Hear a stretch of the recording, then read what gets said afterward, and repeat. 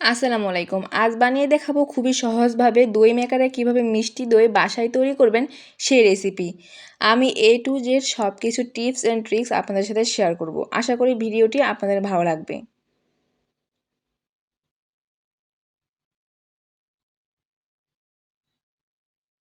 মিষ্টি দই তৈরি করার জন্য আমি নিয়েছি 3 পোয়ার মতো দুধ। আপনারা যতটুকু দই তৈরি করবেন ঠিক ততটুকুই দুধ ব্যবহার করবেন। তো আজকে আমি অল্প দই বানাবো, এই জন্য আমি প্রায় 3 পোয়ার মতো দুধ নিয়েছি আর এই দুধটাকে আমি জাল করে ঘন করে নিব।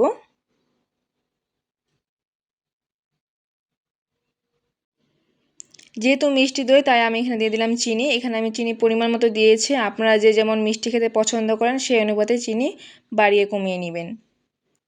দুধটাকে খুব ভালো করে জাল করে নিয়েছি। তো দুধটা ঘন হয়ে গিয়েছে। এখন এই দুধের হাঁড়িটি আমি এক সাইডে রেখে দিচ্ছি। এখন দইয়ের কাড়া করার জন্য আমি ক্যারামেল তৈরি করে নেব। দিয়ে দিলাম পরিমাণ মতো চিনি আর সামান্য পরিমাণে পানি। ক্যারামেল হয়ে গিয়েছে। এখন গরম থাকা অবস্থায় আমি দুধের উপর ঢেলে দিব। একটু নেড়ে চেড়ে নিচ্ছি, অপেক্ষা করব দুধের উপর বলক আসা পর্যন্ত। এরপর দুধটাকে আমি ঠান্ডা করে নিব। খুব বেশি ঠান্ডা করা যাবে না, দুধটা অবশ্যই কুসুম গরম থাকতে হবে। এখন একটি হ্যান্ড উইক্সের সাহায্যে প্রথমে খুব ভালো করে ফেটিয়ে নিয়েছি। এখন দিয়ে দিব দইয়ের বীজ। এখানে আমি মিষ্টি দই ব্যবহার করছি আর দই থেকে কিন্তু এক্সট্রা পানিটা আমি ঝরিয়ে নিয়েছি।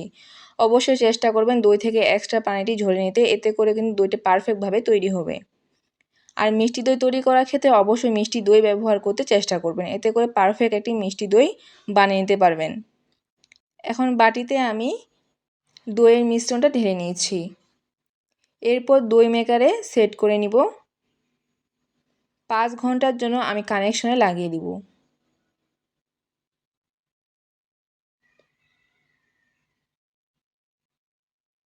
ফিরে এলাম 5 ঘন্টা পর। 5 ঘন্টা পরে আমি দইকে ঠান্ডা করে নিয়েছি।